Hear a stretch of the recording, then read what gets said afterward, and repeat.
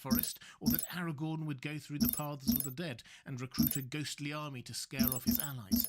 He also wasn't to know that a hobbit would be on the field of battle with an ancient enchanted blade and a fierce female warrior to vanquish the Witch King.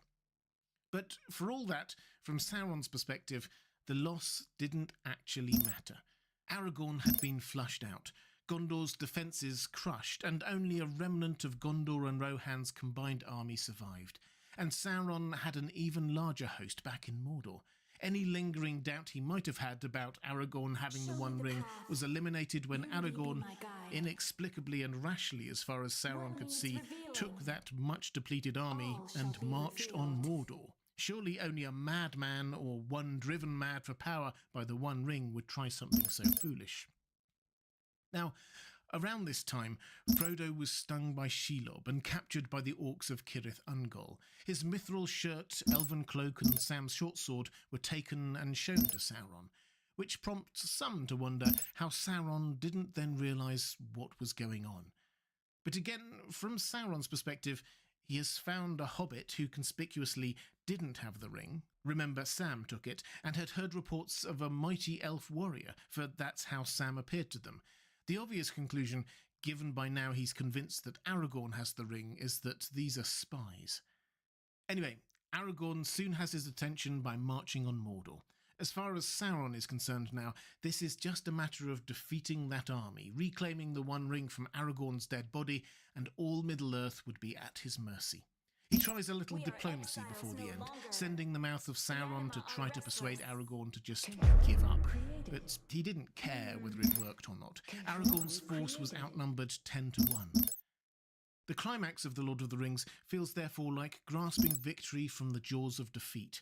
Gandalf and Aragorn were very clear that they were probably riding to their deaths, but for Sauron, it was the other way around. As his forces surrounded Aragorn's, he will have felt that victory was finally his after 3,000 years of waiting and planning. The heirs of Elendil will be finally vanquished, and the ring his once more.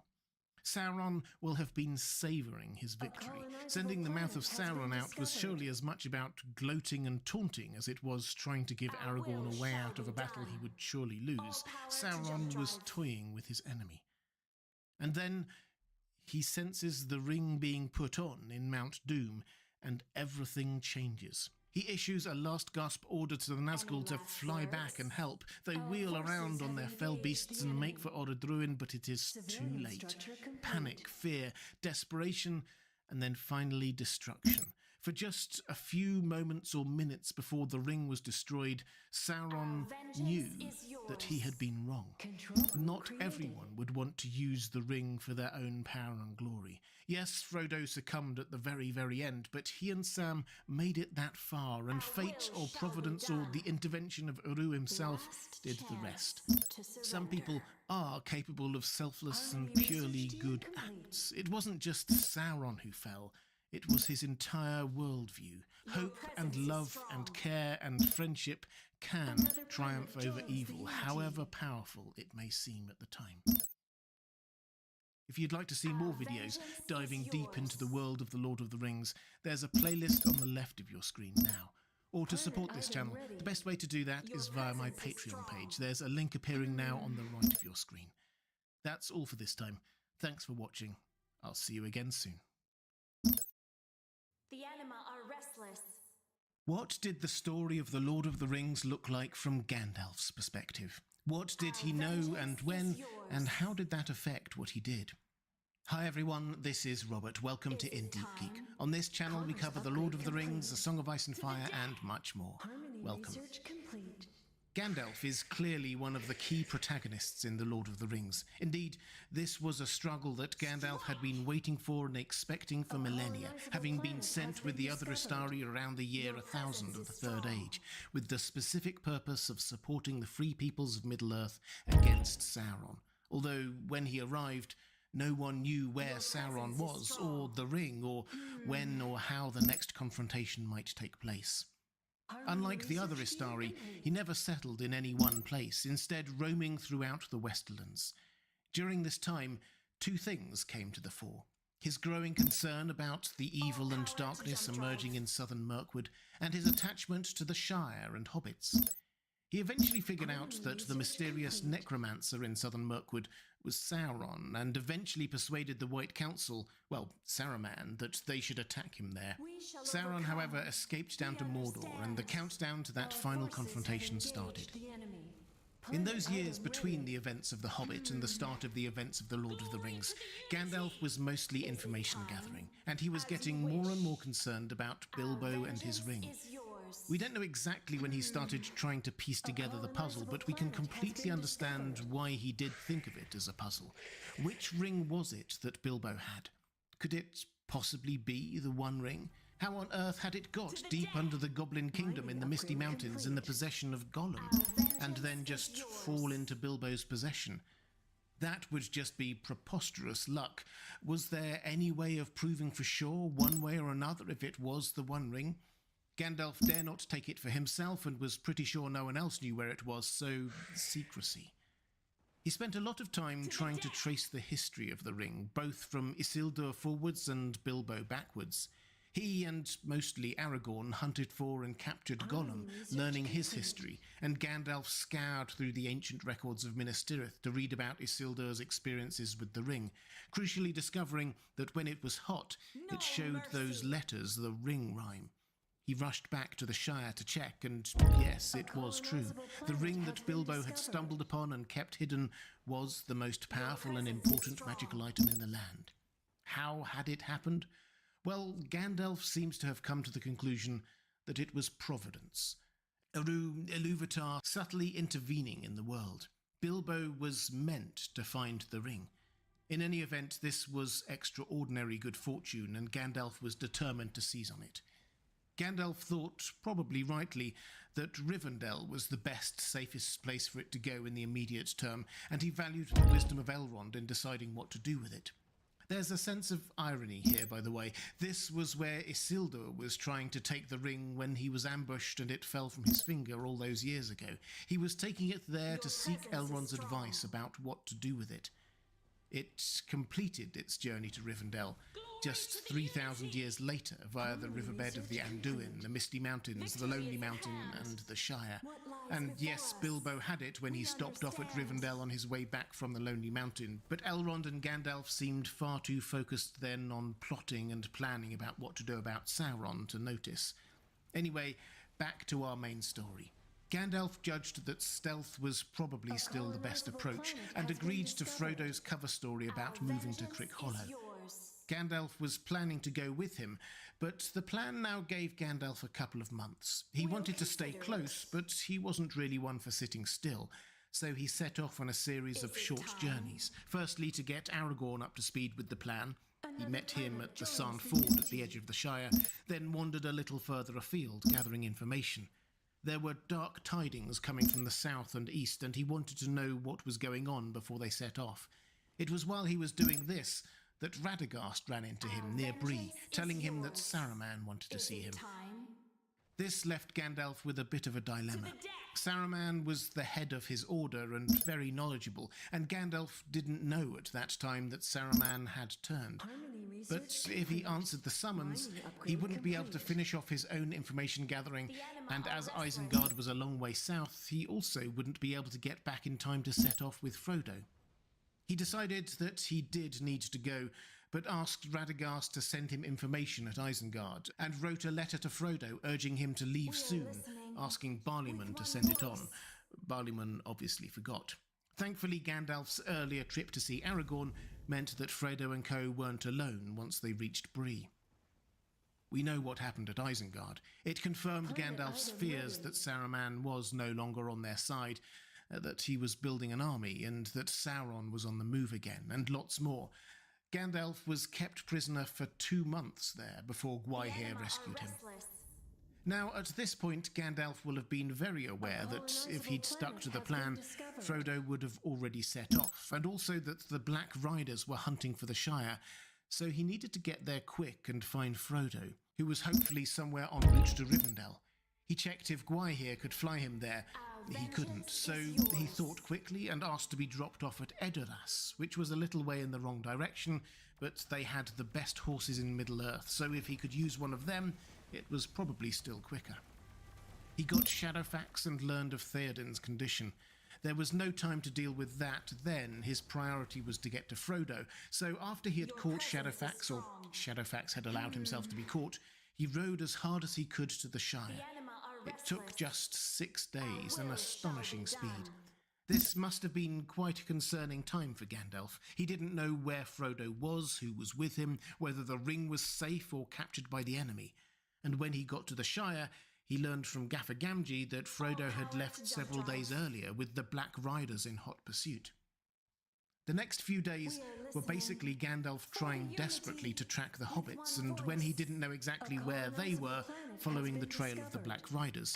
He went to Crick Hollow and then the Prancing Pony at Bree, where he learned, much to his relief, that they were now with Aragorn, and then he actually overtook them in going to Weathertop.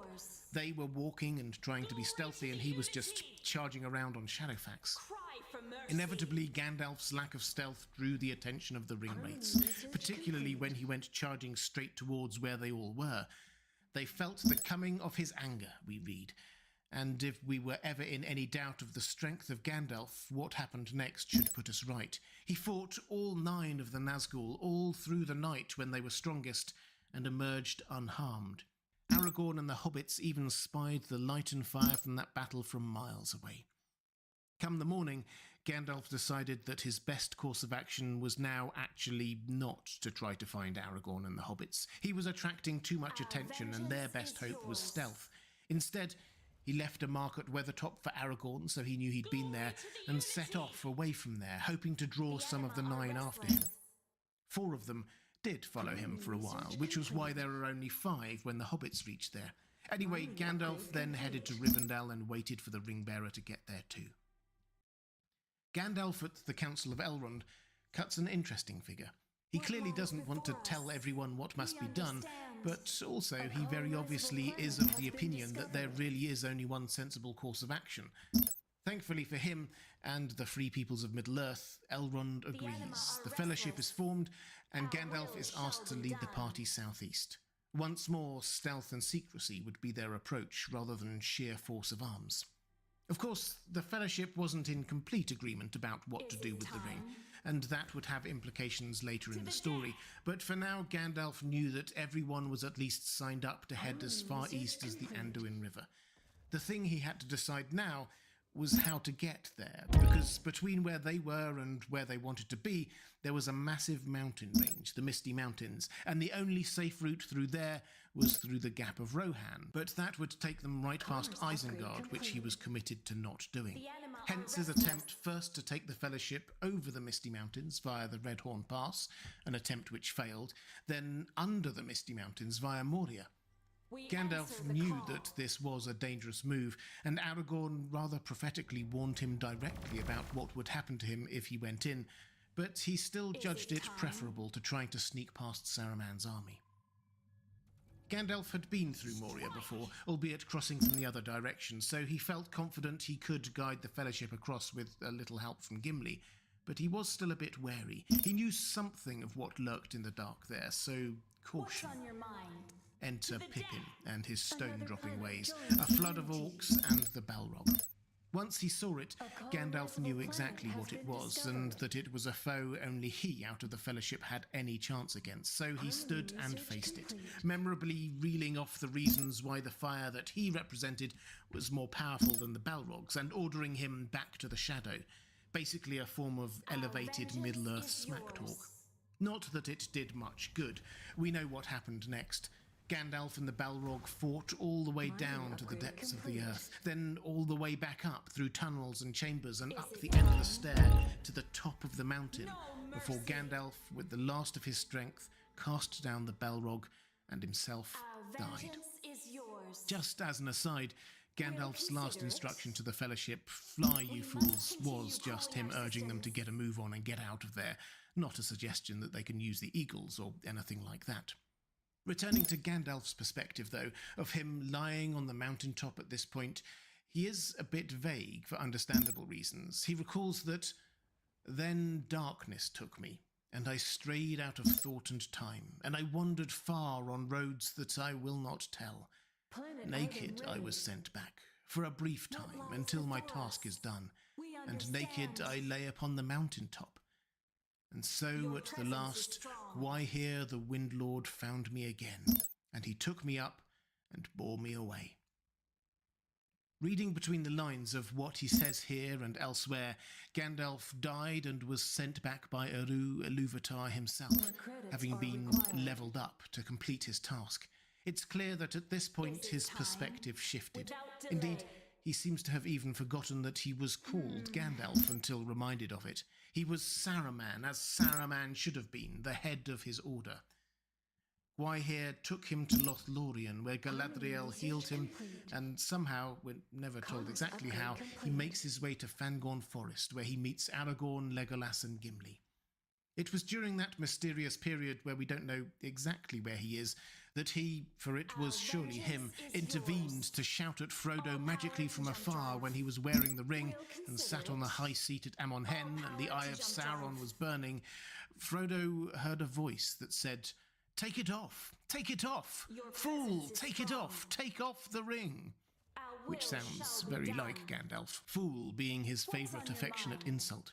So Gandalf was then back with some of the Fellowship, and knew what had happened to the others. What was he to do now? Well, his plans seemed to be the same as before, rely on stealth to get the ring to Mount Doom, but his role had changed. He was no longer guiding them. He had to leave that now to fate or providence, as he probably viewed it. Instead, he needed to coordinate bringing down Saruman, a lesser but still huge threat, protecting the Free Peoples as much as possible, and drawing Sauron's attention away from the hobbits creeping slowly towards Mordor. We should note in passing that although Gandalf as Gandalf the White was a lot more powerful, he still kept to his commission to support and advise those opposed to Sauron rather than lead them, and rarely used the full extent of his enhanced powers. What followed for Gandalf was a frantic few weeks. His first priority, to stop Saruman, meant getting Rohan back on its feet. In truth, Gandalf may well have been powerful enough at that time to walk straight up to Orthanc and break Saruman's power then and there himself, but he was there to support others in doing that, and bring more allies into play, so he rode first for Edoras, where he healed Theoden of Green's influence. He then advised Theoden to fortify himself at Helm's Deep, the most defensible position in Rohan, while Gandalf himself scoured the Westfold for the remnants of Erkenbrand's force, which had been scattered in the Second Battle of the Fords of Isen. He brought them to Helm's Deep just in time, then took Theoden and the other key leaders to Isengard, where Gandalf gave Saruman the opportunity to repent and surrender. Saruman obviously refused, so he commissioned Treebeard to stay there guarding him in his tower.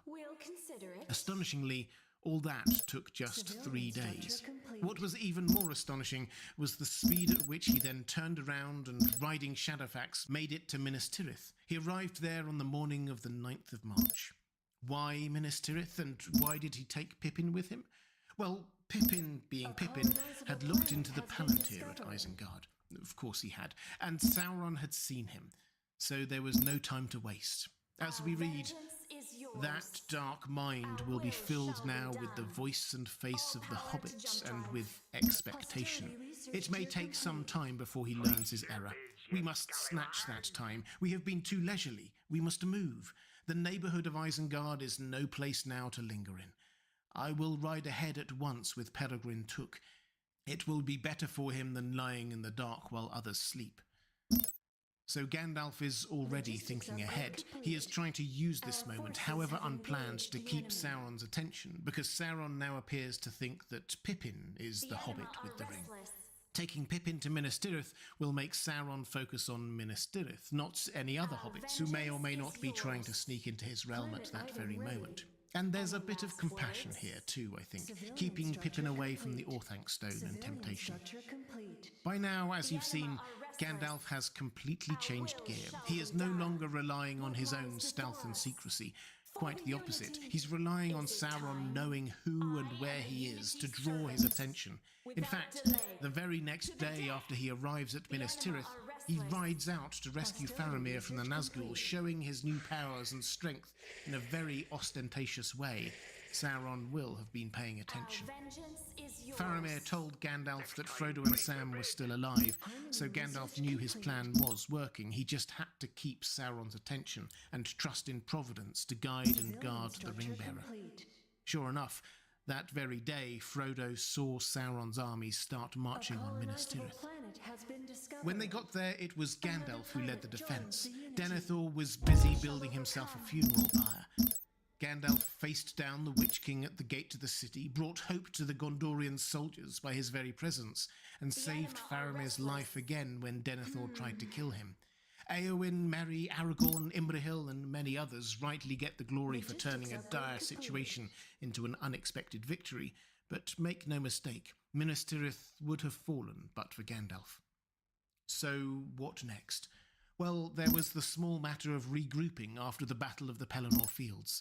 This may have been a victory, but it was a very, very costly one.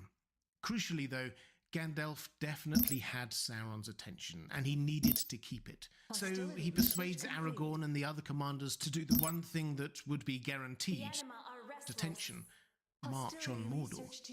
To be clear, there are no battle tactics here. Gandalf is very upfront that they would almost certainly be marching to their doom, but if he and Aragorn, who had by this time stared down Sauron through the Palantir and declared himself to be the heir of Isildur, and Pippin, who Sauron probably still thought had the ring at least one point, if all of them could march to Mordor with an army at their back, it would certainly make Sauron think. Gandalf didn't calculate that Sauron would feel threatened by the army coming towards him. He had them hugely outnumbered and Mordor was well fortified, but that he would assume that they had been driven forward by the ring in a lust for power.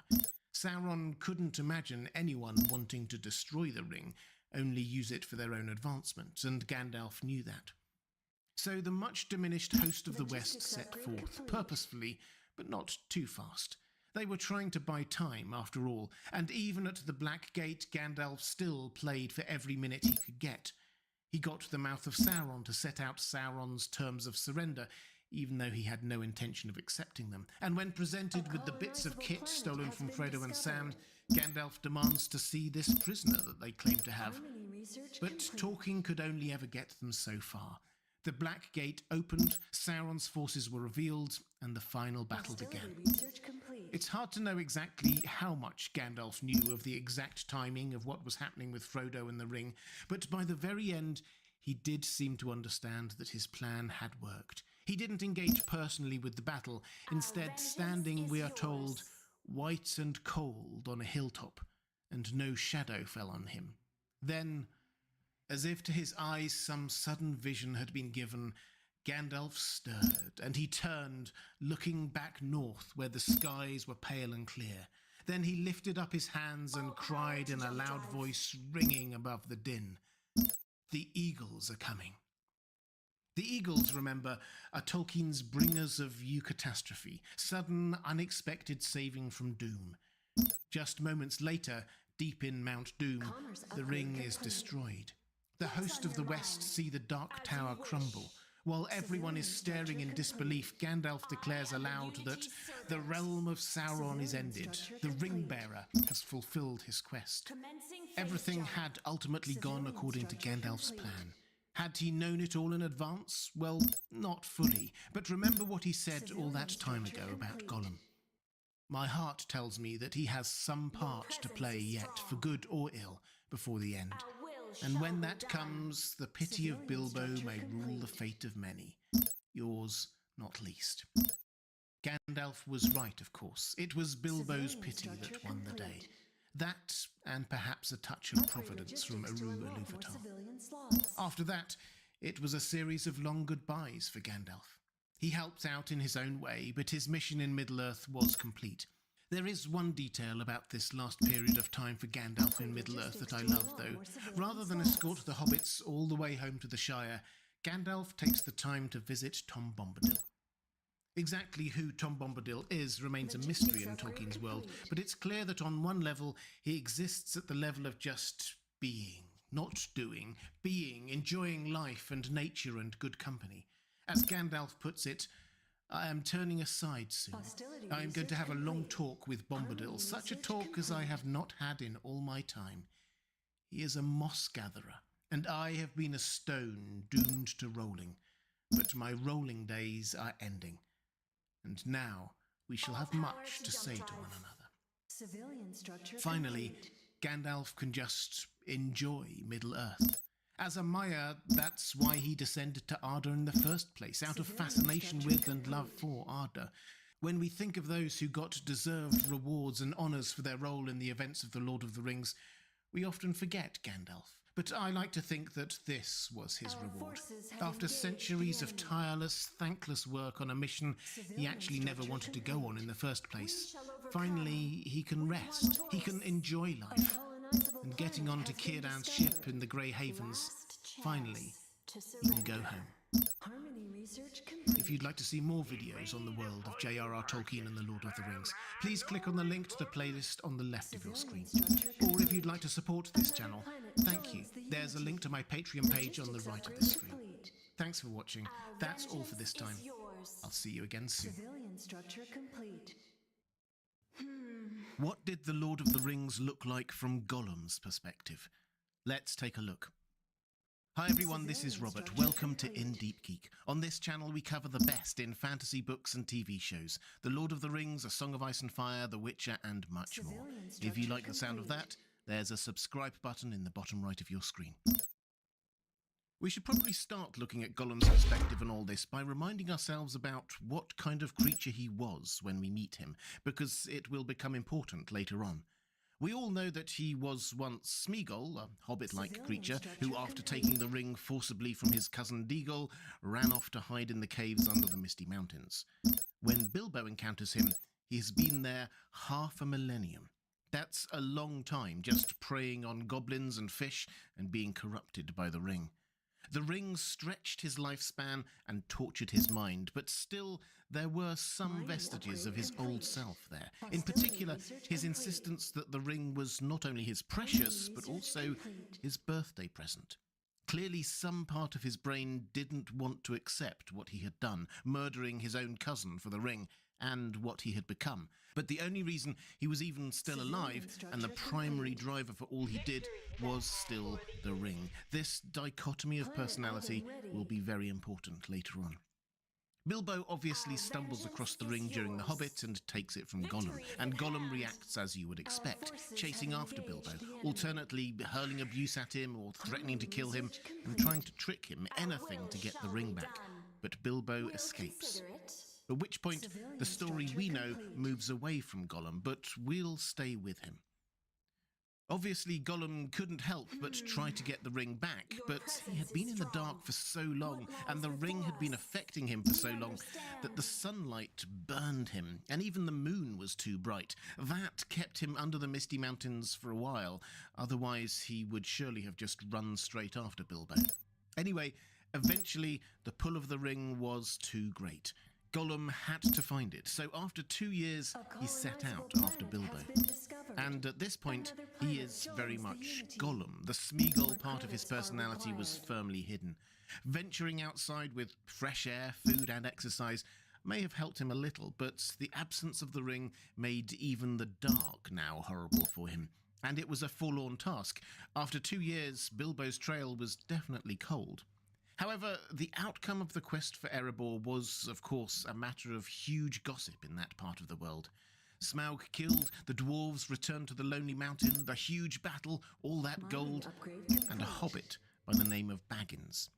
By sneaking around and eavesdropping on conversations, Gollum managed to trace Bilbo's path through Mirkwood to the Lonely Mountain and then back.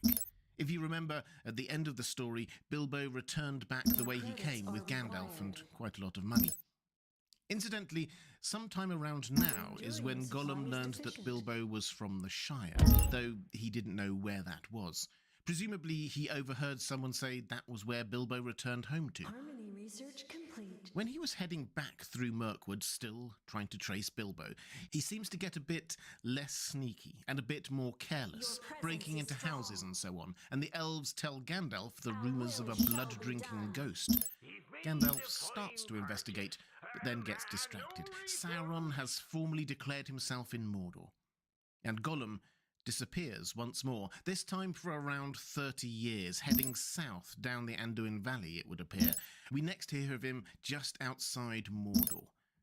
What seems to have happened is that when Sauron declared himself, he started to pull the forces of evil to rally around him. The ring shared an essence with Sauron, so when Sauron re-emerged from the shadows, Gollum was drawn that way instead, south, not west. The irony here, of course, is that if Sauron hadn't declared himself, Gollum would probably have kept up his pace westwards and eventually reached the Shire itself and found Baggins and the ring unprotected.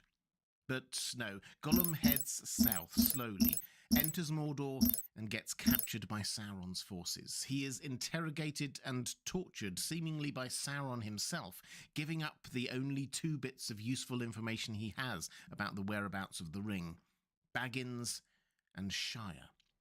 At which point, Sauron releases him and gives instructions that he be allowed to roam free. Sauron here presumably understands the ring's hold over Gollum, and that when set free he will continue to hunt for it, so calculates that it gives him another way to find the ring.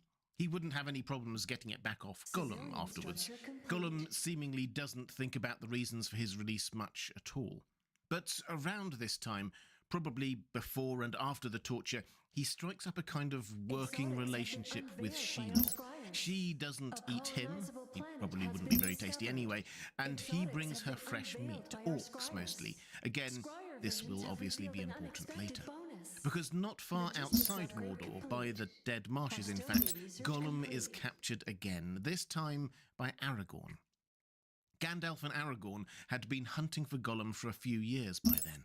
Gandalf was starting to piece together how the One Ring might have ended up with Bilbo, and Gollum was the missing piece in the jigsaw, so Gandalf questioned Gollum. Now, as we're looking at this from Gollum's perspective, we have to see that all this must feel like him against the world.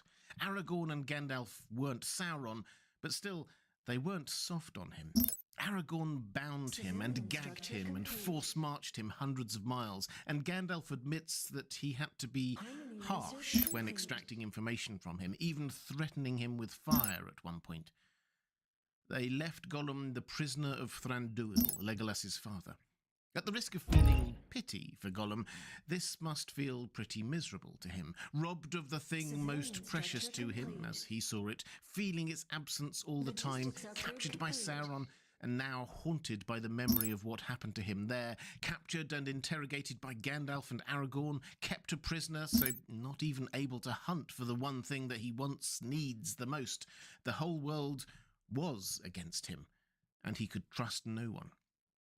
However, at this point, he does manage to escape, with a little help from an orc raid, no doubt coordinated by Sauron, to get Gollum back in play again. He escapes Mirkwood and heads back under the Misty Mountains, this time to Moria, partly to escape his captors and partly to keep up the search for the ring himself. He tried to go all the way through Moria and out the West Gate, but couldn't get it open, so just lay low for a while. At which point, the Fellowship open the West Gate from the outside and make their way through past Gollum. Was this a coincidence? Gollum being able to sense the One Ring approaching, or one of those Tolkienian moments of fate? Probably a bit of all three. At which point, it's probably worth pointing out that Gollum will have recognised at least 3 members of the Fellowship. Aragorn had captured him the previous year, Gandalf interrogated him, and Legolas was the prince of the realm he was kept prisoner in. When you add in Boromir and Gimli, who both looked pretty tough, it was clear that Gollum wouldn't be able to take the ring from Frodo then, so he opted to just follow the party. Frodo catches sight of him several times, as surely do some of the others, although Gollum never approaches and they never actively try to capture him. Why? Well, this is when that great quote from Gandalf comes in, saying to Frodo that, "I have not much hope that Gollum can be cured before he dies, but there is a chance of it. And he is bound up with the fate of the ring. My heart tells me that he has some part to play yet, for good or ill, before the end. And when that comes, the pity of Bilbo may rule the fate of many, yours not least." We don't know how Gollum managed to follow them across the bridge of Khazad-dûm, but he picks up their trail on the far side of Lothlorien as the depleted Fellowship head down the river, still lurking and watching, but still not making his move. When he does make his move is when those tough-looking bodyguards for Frodo have gone. Frodo and Sam have headed off on their own towards Mordor, and so Gollum attacks them. Thankfully, the hobbits prevail. They could have killed him, but Frodo's pity won out, as Bilbo's had years earlier. Frodo ties some elven rope around Gollum's ankle and Gollum freaks out. It's not just about being tied, it's rope from Lothlorien, so is hallowed in a way, and Gollum, overtaken by the ring as he is, cannot bear it. So Frodo releases him and makes him swear on the ring itself to help them and not to harm them.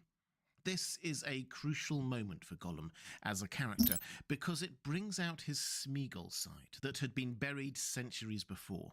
Frodo puts his trust in Gollum, shows him mercy. Incidentally, this can be put in clear contrast to Aragorn, one of the indisputably good characters in the story, who captures Gollum, then binds him in rope and drags him to the elves for cross-questioning. But Frodo releases Gollum and puts his life in Gollum's hands. And Gollum, Smeagol, responds to kindness with kindness. He's still Gollum, so not a pleasant person to be around, but he did undoubtedly keep the two hobbits alive as they travelled through the Dead Marshes, stopping them going through the Black Gate when it would have been suicide for them, telling them of the other way into Mordor, and so on. There are layers to this, of course. Part of Gollum's motivations here are to prevent the ring from going to Sauron, who Gollum feared above all else, but every reading of this part of the story sees Gollum softening, and the Smeagol part of his dual personality coming to the fore. All of which changed when Frodo and Sam were captured by Faramir. Gollum tracks them to the Forbidden Pool just outside the Ithilien Rangers' hideout, which would normally mean death, but Faramir opts to seek Frodo's counsel first. Frodo persuades Faramir to spare Gollum's life and just capture him instead. Then, after questioning Gollum, Faramir releases Frodo, Sam and Gollum, sensing their greater mission. Faramir, great man that he is, does the right thing, regardless of what his troops think he should do. Frodo also does the right thing. Gollum had no interest in betraying Faramir's troops, but Gollum just sees Frodo come down and greet him, and then lead him to Faramir's troops to be captured. This is one of those wonderfully multi-layered moments in Tolkien's work. Everyone here does as they should, and yet here lie the seeds of all that is to come. Gollum, understandably, feels betrayed, which leads to him betraying Frodo and Sam later. But for Faramir and Frodo's mercy here, Gollum wouldn't have survived to the end, and the ring wouldn't have been destroyed. So good acts ultimately led to a good outcome. But we're getting ahead of ourselves. For Gollum, this was a betrayal. He, Smeagol, had promised to serve Frodo in implicit exchange for Frodo not binding Gollum or hurting him, and Frodo had just turned him over to Faramir's troops, who were not gentle. All of which switches Smeagol back into Gollum mode, and at this point he hatches his plan to lead the hobbits into Shelob's lair and leave them to Shelob. His hope was that Shelob would eat Frodo and leave the ring, the precious which Gollum could then take, which goes to plan until the moment where the Phial of Galadriel and Sting and Sam's bravery all come to the fore. But still, Gollum will not give up. He is now driven, more than ever if that is possible, with a need to get the ring. His fear of Sauron is now overtaken by a fear that Frodo will actually destroy the ring itself. He tracks the two hobbits again, this time all the way to Mount Doom itself, and finally launches his attack, leaping on them from above. We're told that Frodo himself prevailed, with a fury driven by the desire to stop someone taking the ring from him by force. Gollum himself was by this point emaciated, weak and pitiful. It's clear that he had neither eaten nor even drunk any water, as his focus had been so tightly on the ring. And Sam sees a vision of the two of them at this point, with Gollum appearing as a crouching shape, scarcely more than the shadow of a living thing, a creature now wholly ruined and defeated. yet filled with a hideous lust and rage. That's who Gollum is at this point in the story. Sam takes over, releasing Frodo to head up to the cracks of doom, but Sam feels pity for Gollum. It's perhaps instructive that until this point Sam had been pretty distrustful of Gollum, but now, having been a ring-bearer himself for a time, he feels pity, the same pity that Bilbo and Frodo before him felt, and he lets Gollum go. This pity one after the other by 3 hobbit ring-bearers who perhaps felt deep down that, but for the grace of Eru, they might too have ended up like that, frees Gollum to launch his last frantic attempt to get the ring. We know what happens next. Frodo turns at the cracks of doom, his resolve failing at the last, putting on the ring, and Gollum pounces. He bites off Frodo's finger, finally getting back his precious. He had finally reclaimed the thing he loved the most. There are books worth of analyses about how and why Gollum fell into the cracks of doom, having reclaimed the ring. Cursed by Frodo, all part of Eru Ilúvatar's ineffable plan, and so on. They are all perhaps true in their own way, but there is one thing that cannot be denied. The simplest, most straightforward answer from Gollum's perspective was that when Gollum reclaimed the ring, he was so consumed by it, so overwhelmed by his possession of that which possessed him, that nothing else mattered to him. He danced with delight, not even aware of his surroundings, and fell. Gollum is one of the most astonishing characters in all literature. Everything about him makes our skin crawl, but we are invited to pity him. Ultimately, his victory is also his doom, and his doom is the saving of all of Middle-earth. Gollum shows us what the ring can do to someone. For most of the story, he is openly trying to murder our heroes, but we're never invited to hate him for it. More than Frodo or Aragorn or Gandalf, Gollum is the thematic heart of this story. Tolkien would ask us, how do we respond to Gollum? Do we despise him, or can we find some pity in our hearts? For it is the pity of Bilbo, Frodo and Sam that ultimately drives the story to its conclusion. If you'd like more videos about The Lord of the Rings, then click on the link on the left of your screen. Or if you'd like to support this channel, the best way to do that is by clicking the link to Patreon on the right of your screen. Thanks for watching. That's all for this time. I'll see you again soon. A colonizable planet has been discovered. What are the Palantiri, those magical seeing stones in The Lord of the Rings? What can they do, and what's their history? Let's take a look. Hi everyone, this is Robert. Welcome to In Deep Geek. Here we cover The Lord of the Rings and Tolkien's wider legendarium in full, as well as covering other great fantasy worlds like A Song of Ice and Fire and The Witcher. Tolkien was a great lover of myth and legend, and often took ideas that he found there and put his own spin on them, so that when we discover them in his stories, we already have an instinctive understanding of what we are looking at.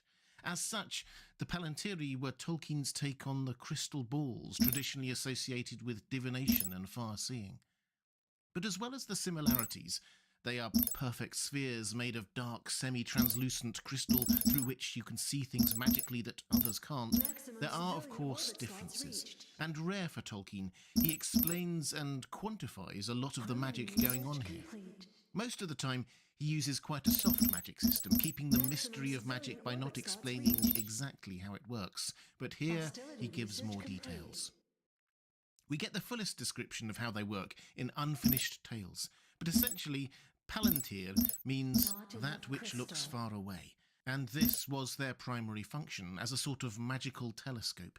Their optical zoom was most effective at a certain distance. For the smaller Palantiri, which were about a foot in diameter, it was about 500 miles. Much nearer or further would be blurry, like looking through lenses of the wrong prescription.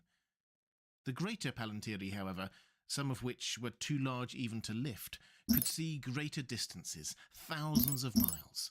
And it wasn't just distance they could look through. Palantiri could also look far away in time, to the past. The further back in time, the clearer. So you couldn't easily look back to things that happened last week, say.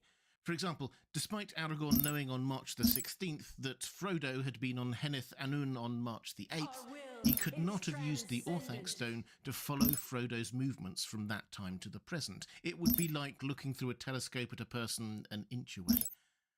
Another limitation is that, like a telescope in their function of viewing far-off times and places, Palantiri can only receive images, not sounds.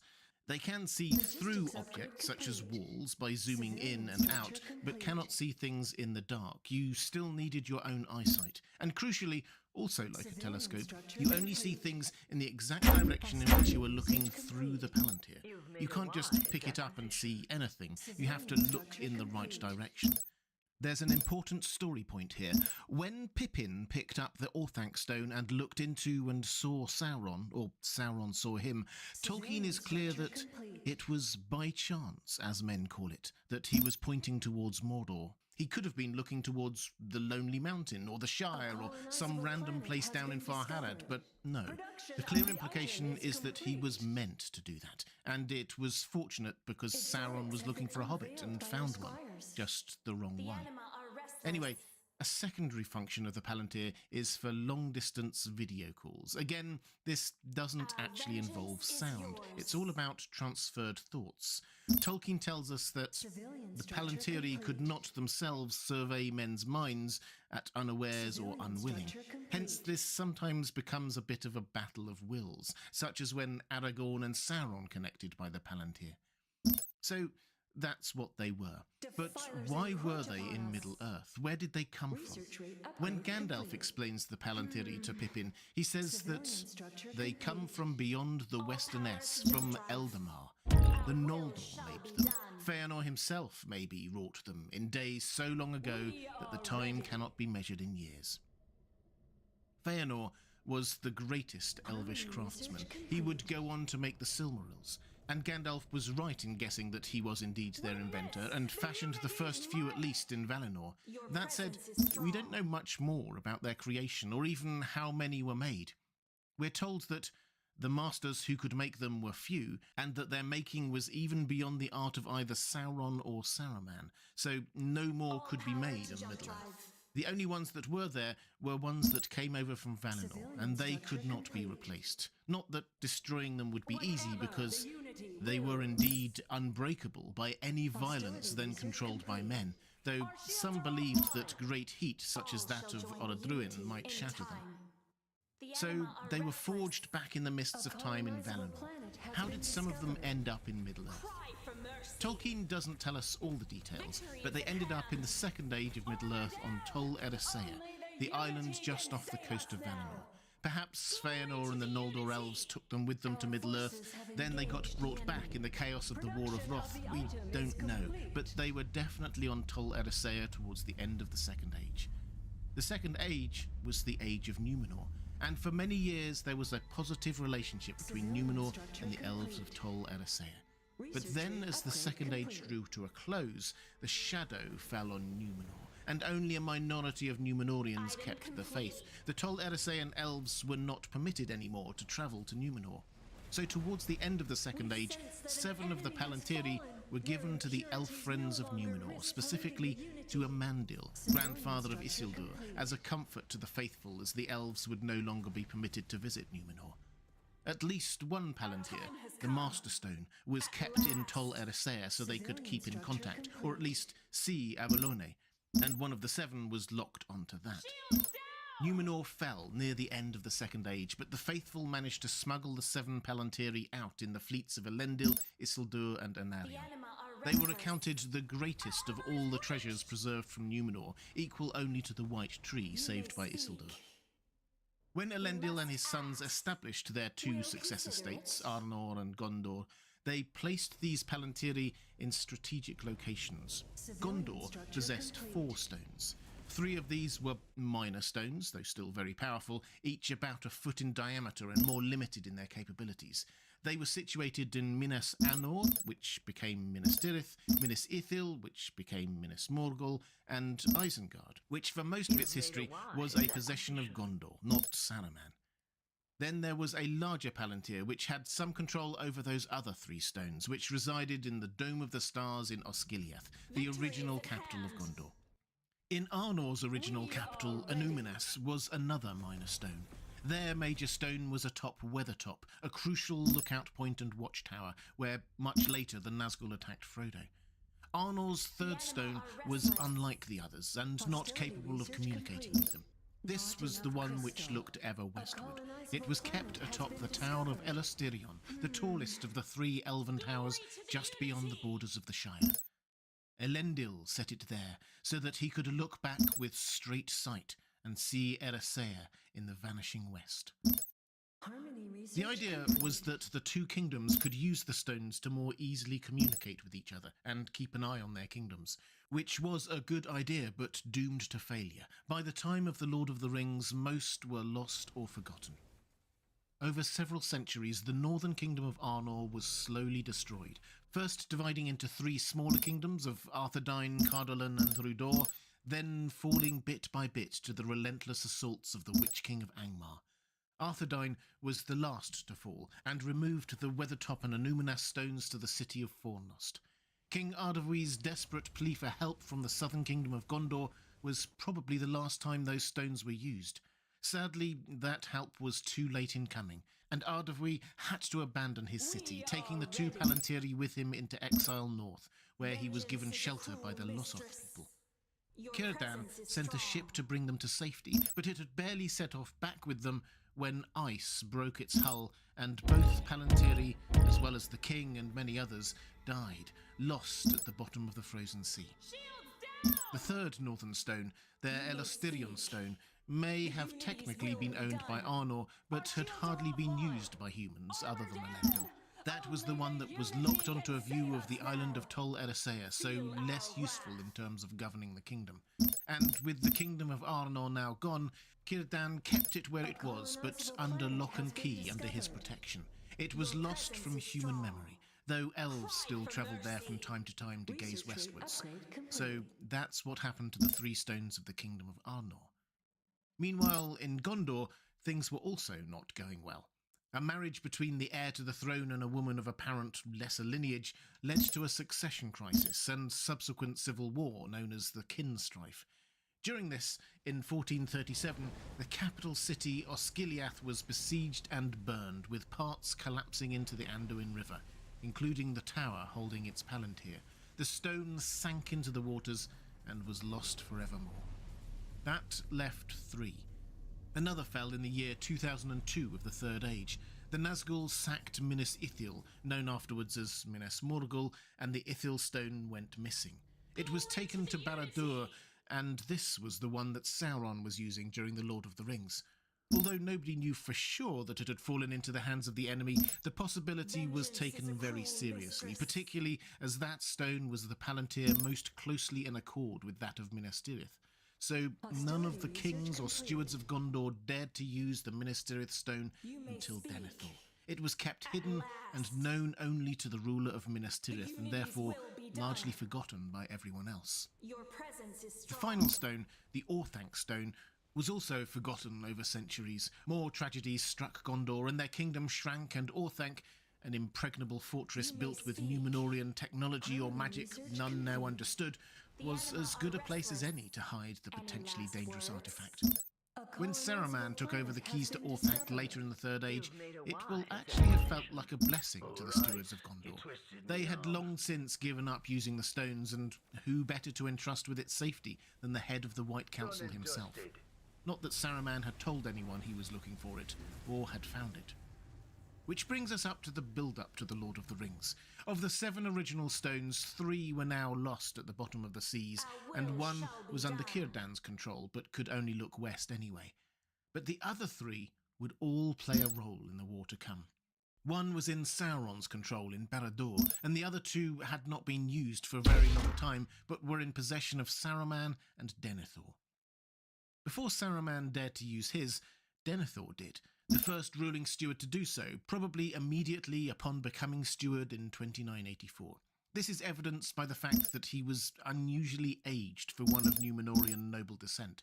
There was a certain strain inherent to using the Palantiri, though this was less for one with the authority to use them, as with Aragorn and Denethor. Such strain Denethor could probably have endured. His aging was primarily due to contesting his will against Sauron's. We often dismiss Denethor as being weak, but that's not how Tolkien saw it, defending Denethor's actions a little. He must have guessed that the Ithil stone was in evil hands and risked contact with it, trusting his strength. His trust was not entirely unjustified. Sauron failed to dominate him and could only influence him by deceits. Contrast that with Saruman, a Maya of greater intrinsic power, but less right to wield the Palantir. He finally used his own stone around the year 3000, probably as part of his search for the ring. Whereas Denethor strove against Sauron, Saruman quickly came under the Dark Lord's domination. Even so, using the Palantiri was not like using the ring. They were neither made nor controlled by Sauron, nor was he always aware of when one of them was being used. As Tolkien says, the stones were only a small item in Sauron's vast designs and operations, a means of dominating and deluding two of his opponents. But he would not, and could not, have the Ithil stone under perpetual observation. It was not his way to commit such instruments to subordinates, nor had he any servants whose mental powers were superior to Saruman's, or even Denethor's. So Denethor and Saruman often used their Palantiri for observation without making contact with Sauron. Saruman looking for the ring, and Denethor obsessing over the strength of Mordor and the rise of Aragorn. Sometime after the Uruks captured Merry and Pippin, Saruman ceased to regularly report to Sauron via his Palantir. Thinking that one of those hobbits possessed the ring, Saruman ordered them brought to him, betraying his alliance with Mordor. After the Ents captured Isengard and all his plans crashed down around him, Saruman refused Gandalf's overtures, thinking that he could explain his actions to Sauron via the stone. But this is when fate intervened. Grima, not knowing the Palantir's power or purpose, tried to kill Saruman with it, or perhaps Gandalf, by hurling it at them. Whatever his target, he missed, and the stone was recovered by Pippin. This was important because it meant that on March the 5th and 6th, Pippin and Aragorn respectively made contact with Sauron through the Palantir. Pippin not really knowing what he was doing, just being a took, and Aragorn intentionally. Sauron speculated, wrongly, about what he then saw, and his actions were then guided by a very wrong idea of what was going on. On seeing Pippin, Sauron decided that this hobbit must have been the ring-bearer, captive in Isengard, and dispatched a Nazgul there to retrieve it. On seeing Aragorn several hours later, Sauron then assumed that Isildur's heir had overthrown Orthanc and taken the ring for himself. Such speculation directly contributed to Sauron's downfall. As Aragorn intended, it drew the eye away from Mordor, allowing Frodo to pass through unseen by Sauron. When Aragorn later marched on Mordor itself, it was clearly a bluff, but a bluff that only worked because of what Sauron had seen through the Palantir and the assumptions he had made. Such is a fascinating example of an object with power over nature, the machine, as Tolkien would term it, of being not merely a tool of the enemy, but dangerous in and of itself, even to the enemy. Still, Aragorn used it for good. Upon mastering the stone, he also used it to perceive the peril of the Corsairs of Umbar, a force coming to attack Minas Tirith from the south, and decided to pass through the paths of the dead to deal with it. Without this, Minas Tirith may well have fallen. The next known use of a Palantir occurred on March the 13th, within an hour of Faramir returning wounded to Minas Tirith. It was only in this final confrontation with Sauron that Denethor was finally driven to full despair. Sauron showed him the black sails of the Corsairs coming up the Andamir. Denethor speculated that this fleet would be reinforcing the forces of Mordor, tipping the scales further in its favour. In truth, Aragorn had by then captured the Corsairs at Pelargir earlier that day and was racing to rescue the city. Denethor saw disaster where really there was salvation. Driven to his despair, Denethor committed self-immolation upon a funerary pyre on the early hours of March the 15th, clasping the Arnos stone as he burned. And it was said that ever after, if any man looked in that stone, for it was not destroyed by the fire, unless he had great strength of will to turn it to other purpose, he saw only 2 aged hands withering in flame. 10 days later, on March the 25th, Mount Doom erupted, and its fires were presumed to have destroyed the Ithil stone in Barad-dûr. Finally, on September the 29th, 3021, Círdan placed the Elostirion stone aboard the Ringbearer's ship to Avalone. Thus, at the start of the Fourth Age, only 2 Palantiri remained in Middle-earth. 3 had been drowned, the Osgiliath stone in the Anduin, and the Enumenas and Amon-Sul stones in Forochel in the frozen north. 1 more was destroyed or buried so deep underground to never be found again, the Ithil stone at Barad-dûr, and 1 went west, the Elostirion stone. Of the 2 that remained, due to Denethor, few had sufficient strength of will to make use of that one, but the Orthanc stone remained ever after in Aragorn's possession, and he used it for the purpose it was intended, as king, to survey what was happening throughout his realm. He presumably passed the Palantir down to his successors, but what became of it in ages to come is an untold tale. The Palantiri were never going to just be Tolkien's take on crystal balls. Incredibly powerful and given as a gift, they could and should have blessed the land. But like so many technologies, if they are approached with ill intent or arrogance, they can do much harm. Or, deeper still, Tolkien uses the Palantiri to show us more about the person using them than the technology itself. Denethor's despair leads him to see enemies approaching Minas Tirith, when in fact it is friends. Sauron sees a hobbit, then Aragorn, and assumes that Aragorn has seized the ring for himself, because that's what Sauron would do. Grima, usually so subtle and nefarious, throws the Orthanc stone in anger, because that's who he really is under the surface inside, a very angry man. Tolkien may have given us magical seeing stones, but as a literary device, he used them like a mirror. If you'd like to see more videos about the world of The Lord of the Rings, please click on the link to my playlist on the left of your screen. Or to support this channel, the best way to do that is by clicking on the link on the right of your screen. That's all for this time. Thanks for watching.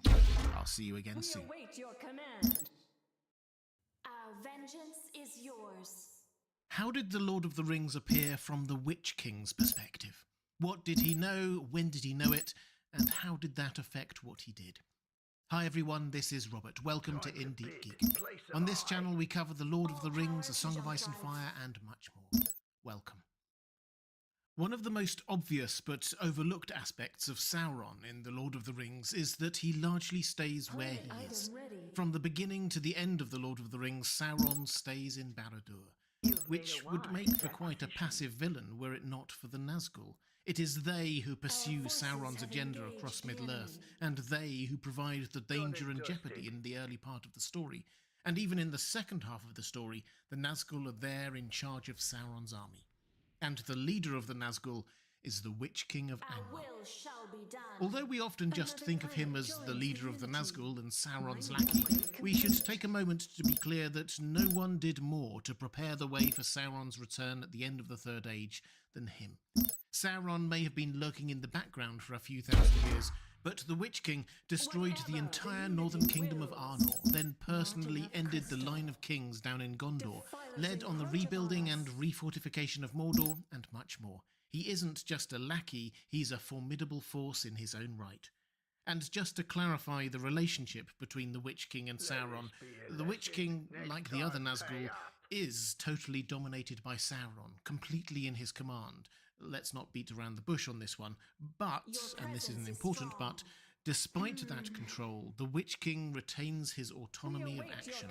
Sauron does not control him remotely from afar, or is even in constant telepathic communication with him. Simply put, the Witch King is in charge of his own actions. He had been given his orders, and he was striving to carry them out, but throughout the story he makes his own in-field decisions. Okay, that all said, What was the Witch King up to during that time? What did the War of the Ring look like from his perspective? Well, he starts the story in Mordor. Sauron was obviously desperate to find the ring and had captured and interrogated Gollum, learning about Shire and Baggins. Not knowing exactly where to start looking for the Shire, Sauron sends his Nazgul, his most trusted servants, first to very ostentatiously attack Osgiliath, so everyone thought they knew where they were, then in secret to the Anduin River Valley to hunt for the Shire. They went invisible and uncloaked for this. It was only a bit later when they got those black cloaks and became the Black Riders.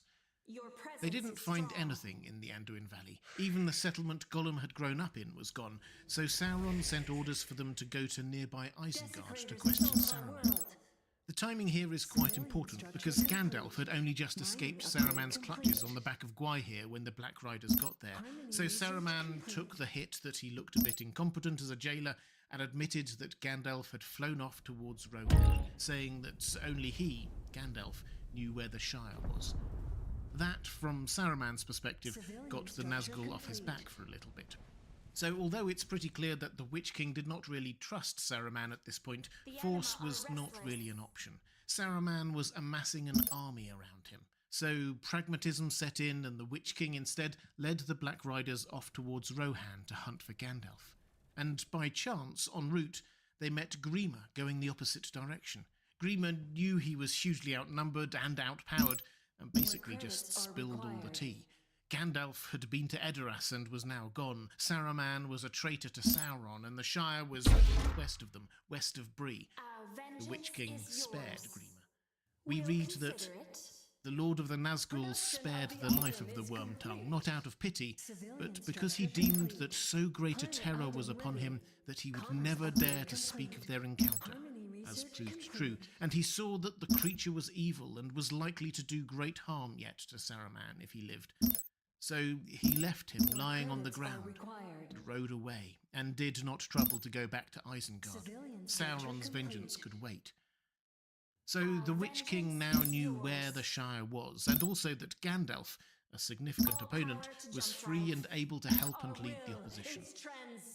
It took a few days, but the Nazgul finally reached the border of the Shire, the Sarn Ford. Aragorn had left some rangers there, so it took a little time to cross, but they managed it. At which point, the Witch King divided his forces. He put his second-in-command, Khamul the Easterling, in charge of the small team heading into the Shire itself to find Baggins. It was he who confronted Farmer Maggot, Gaffer Gamgee et al., and the Witch King took the rest of the wraiths east to try to cut off any escape route. What followed was a cat-and-mouse game for a few days between Frodo, Gandalf, Aragorn, and the Nazgul. Frodo got out of Hobbiton just as Khamul got there. He overheard the conversation with Gaffer Gamgee, and the hobbits managed to evade the Black Riders, but only just for the next few days. Then Gandalf appeared on the scene and was less than subtle, charging around on Shadowfax looking for Frodo. The Witch King realised that perhaps he didn't need to find those pesky little sneaky hobbits. He just needed to find Gandalf, and Gandalf would lead him to the Ringbearer. So after hearing about Frodo being in Bree and disappearing mysteriously from the Prancing Pony, the Witch King focused on Gandalf for a bit, trapping him overnight at Weathertop. Gandalf was outnumbered, but still managed to survive the night against the Ringwraiths. When he escaped in the morning, the Witch King sent 4 Nazgul after him, just in case he was going to join up with Frodo elsewhere. But he wasn't. Gandalf was actually intentionally drawing away some of the Nazgul. But that's why there were only 5 Nazgul by Weathertop when Aragorn and the hobbits arrived there 3 days later. The 5, including the Witch King, attacked. Frodo held them off for a bit by invoking the name of Elbereth, and Aragorn, heroism personified, beat them back with his flaming brands. However, by that point, the Witch King was actually okay to beat a tactical withdrawal. He had managed to stab Frodo in the shoulder with his Morgul blade, the tip of which broke off, and Frodo was poisoned, and not a normal poison either. Yes, it would leave him in great pain, but the shard itself would work its way towards his heart, and when it reached there, he would turn into a wraith. So this wasn't just a matter of thinking that Frodo would die. Frodo would turn into one of them with the ring, and they would get it that way. They just needed to hang around and be close enough when it happened. Hobbits are small, right, so surely it wouldn't take that long. Of course, hobbits are sturdier than they look, and Aragorn is quite a good healer, so Frodo hung on for longer than expected. Nevertheless, this was touch and go. The Witch King again split his forces. 3 raced ahead to guard the last bridge, the only bridge for miles over the River Horwell, about halfway between Weathertop and Rivendell, but they were seen off by Glorfindel. Now, Glorfindel didn't really feature in the Peter Jackson films, but he is quite a legend. An elf who died killing a Balrog, went to Valinor and was sent back to help the people of Middle-earth. So on hearing that Glorfindel was now on that bridge, the Witch King did a massive detour to the south and raced back up on the east side of the river to pick up the trail. Eventually, all 9 ringwraiths were there on horseback, albeit slightly delayed, chasing down Frodo. We know what happened next, of course. Frodo, alone on Asphaleth, just made it to the other side of the ford of Bruinen, outside Rivendell. He turned and had a moment of defiance, really, holding his sword in the air. The Witch King laughed and magically shattered the sword. Finally, the Witch King must have thought, the moment has come. The enemy that he genuinely feared, or was at least wary of, Glorfindel, was now behind him, as were Aragorn and the other hobbits. Frodo was alone and defenceless, just meters ahead of him. So sure of victory was he that he even laughed. But then, as the Black Riders were crossing the ford, Elrond caused the waters of the Bruinen to rise and sweep them all downstream. The first part of the Witch King's involvement in the story, the hunt for the ring, had very, very nearly succeeded a few times, but ultimately it failed. The Witch King himself, once he had escaped the torrent, requisitioned the only horse that survived and charged back to Mordor. The ring was in Rivendell and out of their reach for the time being. He needed new orders from Sauron. When he got to Mordor, he sent horses back for the other Nazgul, and Sauron gave him and his brethren new steeds, the flying fell beasts. They were no longer to be incognito or anonymous Black Riders. Now they would be unleashed in plain sight to strike fear into the opposition, and the Witch King himself was to lead Sauron's army. Sauron gave him, we learn in one of Tolkien's letters later, added demonic force at this point. The Witch King didn't know it, but at the moment he led the army out from Minas Morgul, the ring was actually there, close at hand once more. Frodo and Sam were just outside Mordor and trying to get in as he was heading out. And the Witch King, we are told, paused for a moment, troubled, sensing some other power in his valley. Frodo felt a great urge to put on the ring, presumably coming from the Witch King, but resisted, holding on to the phial of Galadriel and its true, pure light. And the moment passed. The Witch King carried on with his army. The question of why he didn't do more is one that has caused much debate, but the consensus seems to be that Sauron, and by extension the Witch King, were convinced that the ring was at or on its way to Minas Tirith. The idea that someone might try to destroy it had simply never crossed their minds. So the Witch King, probably confident in his powers and having tested the strength of the ring-bearer to not put on the ring if the ring-bearer were there, decided to do what his master commanded, take the army to Minas Tirith. With his army, he took Osgiliath without much resistance, then headed on into the Pelennor fields. All resistance was just brushed aside. As well as huge superiority in numbers, the army of Mordor had fear on their side. All the Nazgul, but particularly the Witch King, brought with them an aura of fear that made defenders scatter before them. Almost without pausing, they laid siege to Minas Tirith. This wasn't one of those sit around outside and try to starve them out kind of sieges. The Witch King was in a hurry. He may not have been able to anticipate Aragorn arriving from the south, having been through the paths of the dead, but he will have been very aware that Saruman falling meant that the Rohirrim would soon be on their way to help Gondor to honour their ancient treaty. He wanted to capture the city before they arrived. Siege weapons were used, and he magically enhanced Grond, that huge battering ram, enabling it to break down the Great Gate. At which point we get quite an insight into the Witch King's state of mind. He insisted on being the first person in his army to pass through the gateway. Gandalf stood before him, barring the way, and we read this. The Black Rider flung back his hood, and behold, he had a kingly crown, and yet upon no head visible was it set. The red fires shone between it and the mantled shoulders, vast and dark. From a mouth unseen there came a deadly laughter. Your presence is "Old strong. fool," he said, will "old is fool, transcendent. this is my hour. Do you not know Speak your death when you mind. see it? Very Die now wise. and curse in vain." Say And no with more. that, he lifted high his sword, and flames ran down the blade.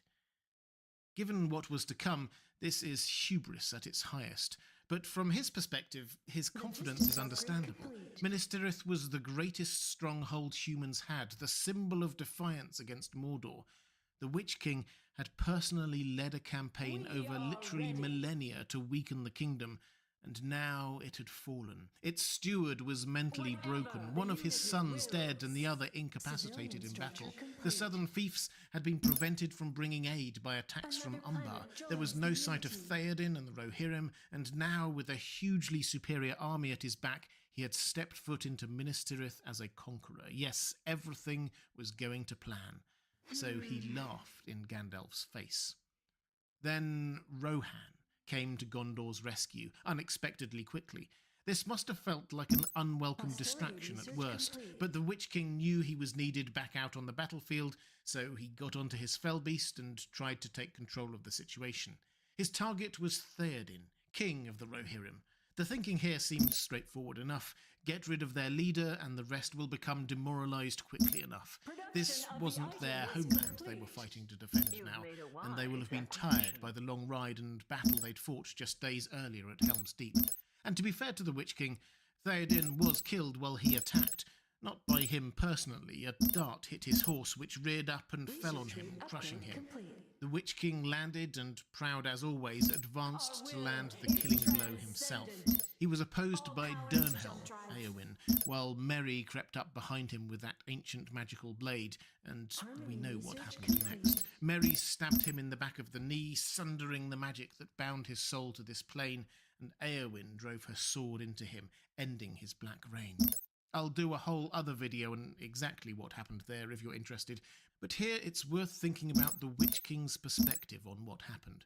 We noted a moment ago the huge confidence and pride that he was showing at this point, and to be fair, he was always quite a lot like that, but here especially so, and it was still the case when he started to take on Eowyn, who was disguised as a man at the time. It was only when she revealed herself to be a woman that his mood seemed to change. He quoted at her the line that "no living man may hinder me," and she revealed herself not to be a man, and he became filled with doubt. Tolkien even uses the word doubt twice to describe how he was feeling, just to make sure we understand. The Witch King had been so sure of himself, and now suddenly he wasn't. Remember Glorfindel? Centuries earlier he had prophesied that the Witch King would fall not by the hand of man, and the Witch King took that as a form of prophetic armour. It seems not to have even crossed his mind that he might be struck down by someone who wasn't a man. So the last few seconds of his life, or unlife, were filled with doubt and anger or rage. This is the other way Tolkien describes him at the end. Angry.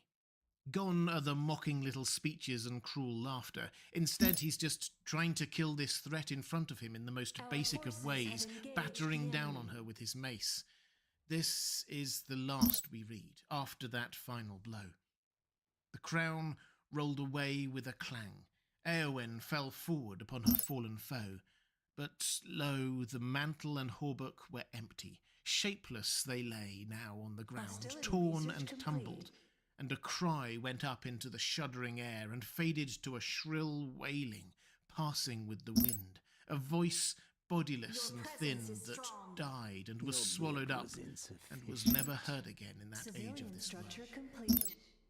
The Witch King left this world wailing into the wind. I suppose there is an irony here that the dismay he had intended to sow into the hearts of Rohan's army by killing their leader instead happened to his own army with his death.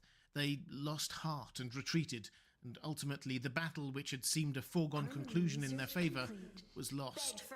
Other ironies abound too, about how he rode out of his way to avoid Glorfindel, and yet Glorfindel's words followed him to his death. How he clung to those words as a defence because no man could kill him, but it turns out that they simply revealed his weakness. But ultimately, Tolkien wants us to vengeance see is the Witch King yours. as an example of Our will hubris, shall be pride done. before a fall. And there is a certain poetic justice that for the last moments of his life, that hubris was replaced by doubt. At the end, he realised how wrong he had been. Civilian structure complete. If you'd like to see more videos on the world of J.R.R. Tolkien and the Lord of the Rings, please click on the link to the playlist on the left of your screen. Or if you'd like to support this channel, thank you. There's a link to my Patreon page on the right of your screen. Thanks for watching. That's all for this time. I'll see you again soon. They shouldn't have. They used it like last time. Number one. I mean, Magneto. Guys, I'm pressing Mega Hut. Planet item ready. We reset now, I believe. Yeah, they used 3 ultimates. I'm not gonna put a delay on my stream. I don't care.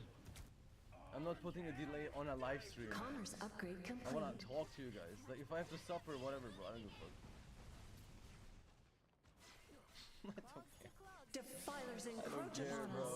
Do they have Luna? Do you guys know? I think they used it. I'm flanking Gonna it. have a free Yep. ulti. We can get this now. We can get this now. Kiss that. Kiss should die. Kiss should die. Our time has come. 24-hour delay. Voices speak as Guys, one. yeah, the stream is gonna start in 24 hours. Our will is transcendent.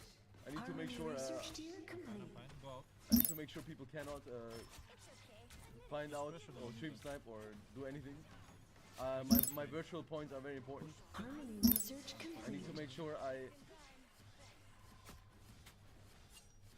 get these virtual ass fucking points that I'm trying to. Hostility don't really matter research that much. complete. no matter what. The current score is 3. Why We delay? await your command. This game was so much easier. Mining upgrade complete. Their Magneto didn't chase me to fucking NA server. He ulted the other support instead. We Oh, thank await your fucking God, command. bro. I'm Luna Snow. Like the moon. This was like We day are and night. ready. The right hero. I'm invisible. Difference. I am We one await your with the command. people now. I am one with the people. Our shields are offline. This game is one of my games. Armor down. Only I the am finally unity a can celestial save us citizen. now. I'm enjoying this round. Sorry guys. Sorry for tilting. Okay. You guys are the best. Fuck you. On defense, it's easier for me. Love my powers. But now I think they're great. Ain't gonna lie, I'm having the time of my life. You may I'm seek. MVP. I'm not getting focused. He's unities solo will ulted the be fucking done. second support. Bro, I'm but having I I'm have 4 having- guys chasing me the entire game. Good. Good. That We means await I your can carry. command. That means if they Severe chase you, that's damage awesome. sustained. Now I can play All the game. systems are failing. The I mean, yeah, I can unity see you guys will are absolutely survive this loss. I hope I all have 6 a of them. that it's following me with invisible woman shield and a fucking snowflake. I Commerce hope all upgrade 6 of them complete. chase you. Yeah. Production of the I item mean, is it happened at complete. some point where you guys just like for the last one you just completely. I wanna have fun too. In 5, 4, 3. Can someone help me break Planet just a item The schedules, Mac, that's why. The schedules. You've are made fucked. a wide. Doesn't matter. I think Necro sleep schedule is a bit scuffed right now. But this one is a lot more.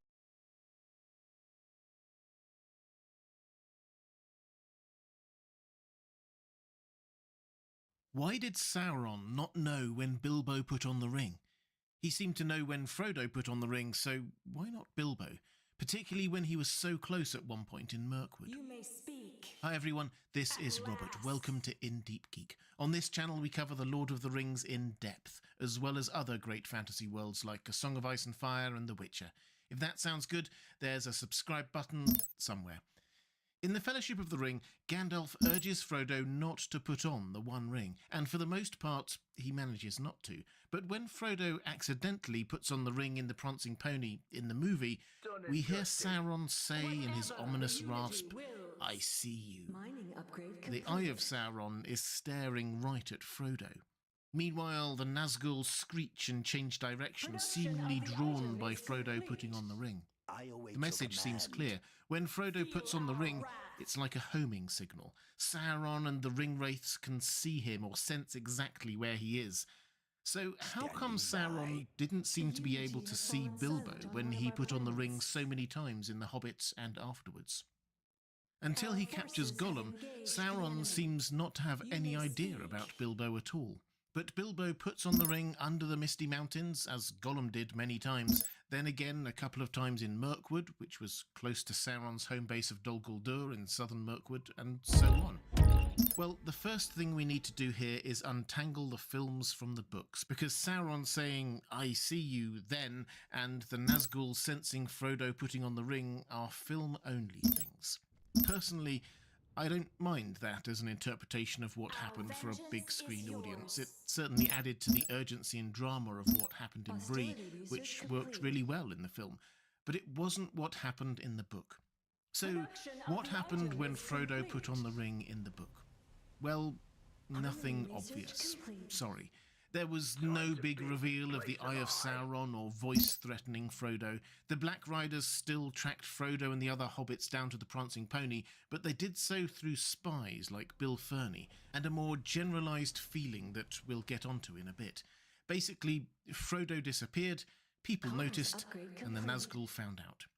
So why is this important? And what does it have to do with Bilbo using the ring in Mirkwood?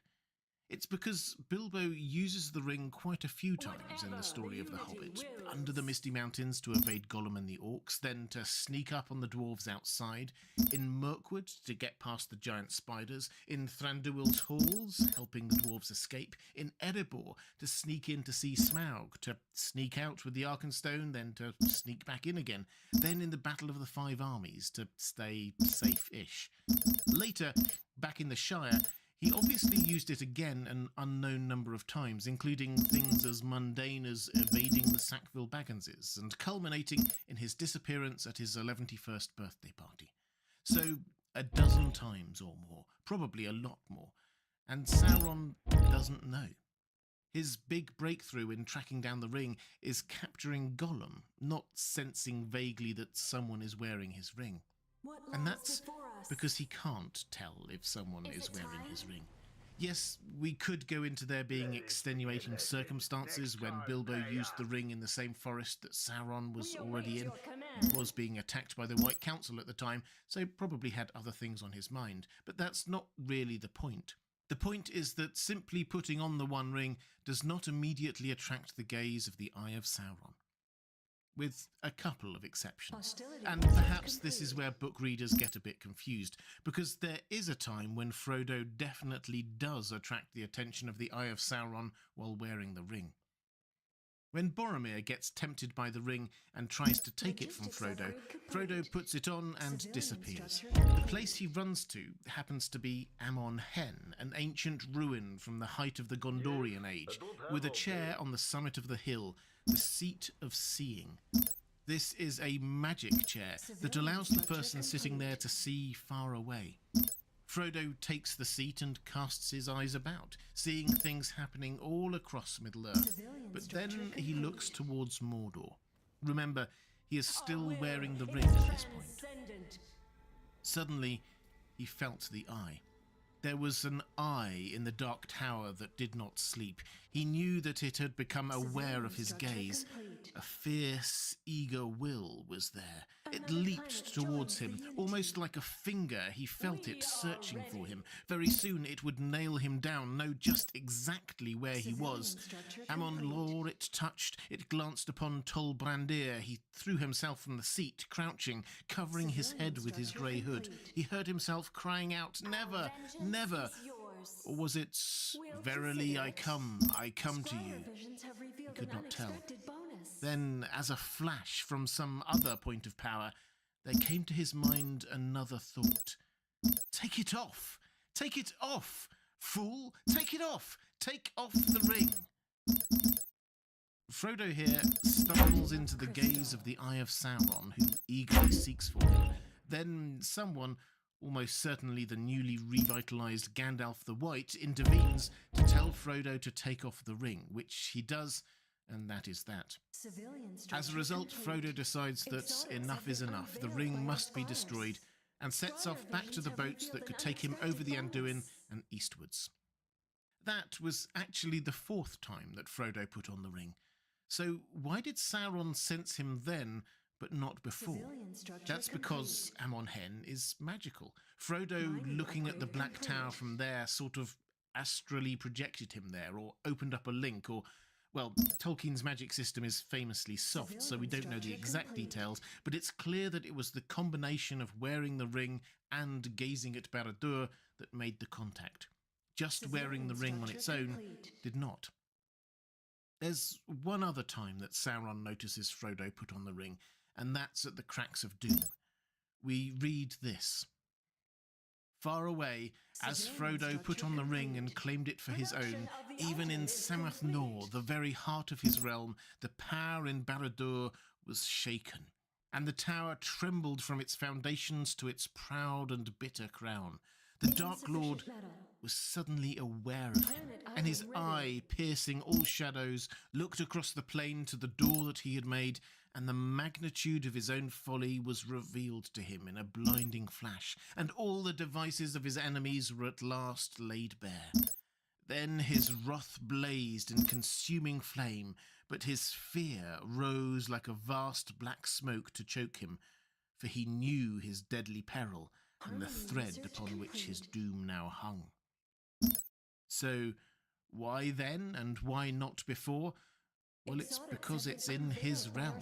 We actually get a hint of this when Sam has the ring, and he's debating whether to go on or not. He thinks this. He'd spot me and cow me before I could so much as shout out. He'd spot me pretty quick if I put on the ring now in Mordor. Sam seems to instinctively know that putting on the ring in Sauron's own realm would be different to putting it on elsewhere. So putting on the One Ring is not like a homing beacon, unless you're in Sauron's backyard or on a magical seeing seat. Gollum could put on the ring probably hundreds of times under the Misty Mountains without Sauron knowing, and Bilbo could too, both while he was on his adventure and when he gets back home. The ring affects them 100%, but it doesn't set up a flare for the baddies to see or anything like that. All of that said, there is a counterpoint here. If you read through the history of Middle-earth, you'll find several references in Tolkien's wider scribblings to the Nazgul being drawn to the ring. That's how Khamûl the Easterling managed to get as close as Bagshot Row in Hobbiton before being sent away by Gaffer Gamgee and retreating to some tree cover because he didn't really operate well in the light. He clearly somehow knew roughly where the ring was, but not exactly. Frodo was stood within earshot at the time, and yet the Nazgul turned back. Added to which, Gollum seems drawn to the ring. It wasn't just chance or his tracking skills that kept him on Frodo's tail. And although this might just be coincidence, we have to ask, why did Sauron set himself up in Dol Guldur to recuperate early in the Third Age? There were plenty of safer places and more out-of-the-way places for him to hide than the former capital of the Woodland Realm. Did he also feel the tug of the ring, which at the time was nestled at the bottom of the Anduin River just west of Mirkwood? So, to return to the original question, why didn't Sauron sense Bilbo when he wore the ring? Because that's not how the ring works. Yes, those tied to it get a generalised tug towards it, and yes, if it were used in Sauron's own lands or in combination with magical means tying you to there, he would see it straight away, but in general, no.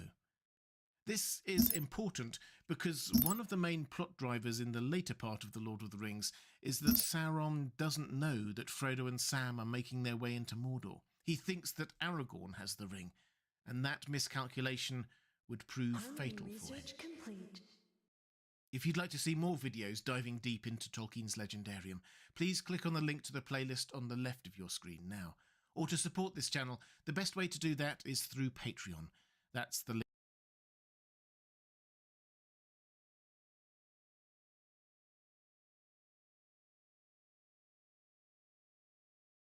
What's the difference between this The wise king knows what he Civilian knows. structure complete. and this? Someday, you'll sit on the throne. The truth will be what you make. your command. Well, at first glance, both scenes show characters giving lessons about ruling. But what's really interesting here, what sets them apart? Because when you look closely, you'll see that while Tommen is taught to understand his limits, Joffrey is taught to bend the truth to his will.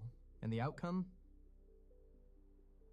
The thing is, there are 3 seasons between the scenes, but when you watch them back to back, you'll see a brutal irony, because Tywin delivers this speech in Season 4, Episode 3, while standing over Joffrey's corpse, right after he was poisoned at his own wedding.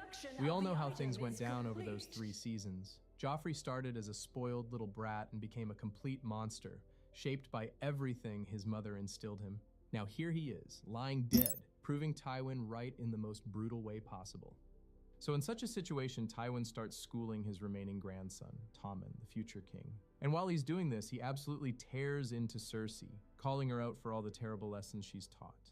And honestly, with a pure masterclass. Yes. I mean, seriously, this scene is a masterclass in so many ways. Not just in terms of writing and acting, but also in how Tywin's speech about what makes a good king goes beyond the show itself. It's actually a powerful life lesson that resonates even in the real world. And what's even more interesting is that, just like the Robert and Cersei scene I analyzed earlier, this one was also written by David Benioff and D.B. Weiss. I mean, you can say a lot of things about them, but when you look back, it's clear that they were capable of writing some truly great original scenes, and this is definitely one of them.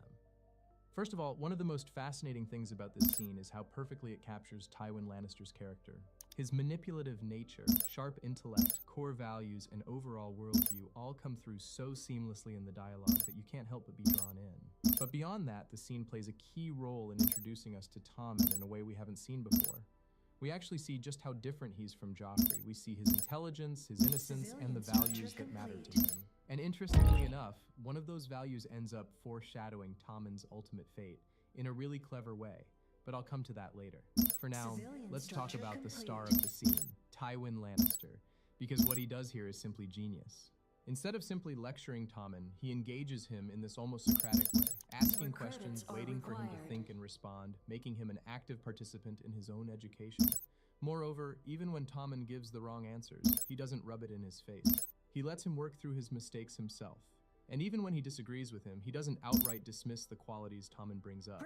Instead, he explains why they're not enough on their own, using examples to make his point. And the way he phrases it actually tells us a lot about his perspective. What is a good king's single most important quality? Commerce upgrade complete. Tommen's answer to this question is pretty interesting because it sets up one of those foreshadowings I mentioned earlier. Research complete. The thing is, Tommen's first instinct to say holiness isn't just a random answer. It actually gives us a glimpse into what's important to him.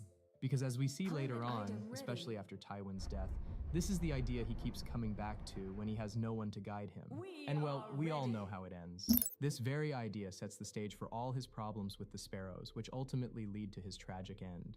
But what's even more tragic here is that Tommen actually shows qualities of a good king.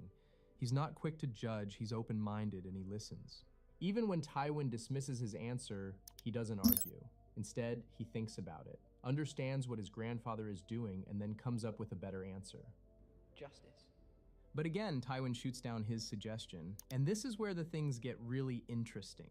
Because remember, while Tywin rejecting Tommen's ideas, he backs up his points with stories of 3 kings. He uses Baelor as an example for holiness, Orys for justice, and Robert Baratheon for strength. And the thing is, these aren't just random examples. They actually foreshadow what happens to 3 major characters later in the story. Let me explain it this way. First, think about Stannis. His story actually mirrors Baelor's in a lot of ways, especially with his obsession with Melisandre and the Lord of Light. Stannis even goes so far as to sacrifice his own daughter for this belief. But in the end, that blind devotion is what destroys him. Just like Baelor died from starvation, Stannis is defeated when his army is left with nothing. His forces crumble due to hunger, and it costs him everything. Then there's King Orys, who kind of represents Jon Snow. Just like Orys, Jon tries to be a fair leader, even to his enemies. But in the end, he's killed by his own brothers in the Night's Watch, just as Orys killed by his own brother. And lastly, we have Daenerys. She mirrors Robert's story here. We all know how Robert took the throne through his strength, but he couldn't actually rule effectively. And Daenerys does the same thing. She conquers free cities with her dragons and her army, but she struggles to rule. In the end, they both make the same mistake, thinking that winning and ruling are the same thing. When you see it that way, all these characters and what happens to them only prove Tywin's point even more. But Tywin Lannister doesn't just stop there. While he's listing off the failures of all those past kings, he's actually building up to something much bigger. With each example, he's taking away another piece of what seemed important, slowly leading Tommen toward understanding what truly matters. What do they all Await your command. I mean, it's fascinating to watch Tommen process this question. Because unlike Joffrey, who would have probably interrupted with something stupid by now, Tommen actually takes it all in and then finally gives the answer Tywin's been waiting for. Wisdom. Now, this is probably the most important moment of the scene because that one simple line doesn't just crown Tywin's lesson. It completely changes the dynamic in the room. Because if you take a closer look, you'll see 3 distinct reactions, and each one tells us a lot about the characters present. First of all, just look at Cersei's face when Tommen says wisdom. It's a powerful moment because in that split second, you can see her realizing that maybe Tommen could actually be a good king. But right after that, you can see the fear hit her. She's suddenly aware of what Tywin is doing. Honestly, Lena Headey does an amazing job here. She doesn't need any words, just watch her face and you can read everything. From Tywin's perspective though, it's easy to see that he is genuinely impressed by Tommen's intelligence. You can almost see him thinking that he's finally found someone he can work with. Someone young, adaptable, and smart enough to understand what it takes to rule. You can even hear his excitement in his voice. But this is not enough for Tywin Lannister. He keeps pushing Tommen, throwing harder questions at him. When he asks, what makes a wise king, Tommen hesitates. And this is where Tywin shows his true genius. Because Tywin doesn't just give him the answer here, he delivers one of the most powerful lessons you'll ever hear in a TV show. A wise king knows what he knows and what he doesn't. At first glance, this line might not seem that deep, but it's actually something that should stick with you long after you hear it. Because it's actually from a long tradition of wisdom, from Socrates' teachings to Marcus Aurelius' Stoicism and even Machiavelli's Prince. I mean, think about it. No matter how smart someone is, they have to accept that they can't know everything. We all have limits, and recognizing those limits is a sign of wisdom. The moment you start believing you're the smartest person in the room, or worse, try to stay the smartest, you're setting yourself up for failure. Because when you do that, you leave no space for people who can challenge you, teach you, or expand your thinking. That's why the wisest people are the ones who surround themselves with those they can learn from. And that's exactly what Tywin Lannister is getting at here. But of course, there's more to it, because Tywin isn't just giving a powerful lesson here. He's also solidifying his position with the new king. When he says a wise king listened to his counselors, he's obviously talking about himself. He's making sure the new king understands that he needs him. I mean, yes, it's a manipulative move. We can't expect anything less from Tywin, but that doesn't make it any less true. After all, who could argue with what he's saying? At the end of the scene, Tywin gets exactly what he wanted. Again. This moment doesn't just show how masterfully he uses words, it also reveals how he physically manipulates them. Because if you look closely, you'll see he begins the scene standing far from Tommen, but as they talk, he moves closer and closer. And by the end, he takes Tommen's arm and gently pulls him to his side. In this last shot, Tywin's expression says it all. He looks straight at Cersei, and you can almost hear him thinking, I'm taking this child before you ruin him like you did Joffrey. At that moment, we all realized that this lesson wasn't just for Tommen, it was for Cersei too. At this point, you might think everything seems perfect for Tywin Lannister. But if you step back and look at the bigger picture, especially knowing how the things play out later, the real irony becomes impossible to ignore. Because in the end, every single character in this scene eventually fall victim to their own blindness to this very lesson, even Tywin Lannister himself. And maybe that's what makes Game of Thrones so great. The smartest, the strongest, or the most honorable, no matter who they are, end up being undone by the very qualities that define them. In the end, they all pay the price. So if you've made it this far, thank you so much for watching. If you enjoyed the video, I'd really appreciate if you could leave a comment, give a like, and click to subscribe. Your support will greatly help the mysterious algorithm notices me. And if you want to support me personally, you can join the channel by using the join button. See you next time.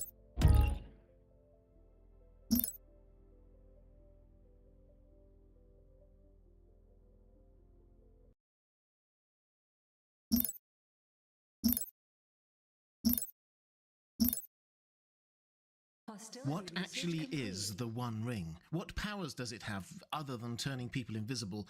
How was it forged, and why is it so important? Hi everyone, this is Robert. Welcome to Indie Geek.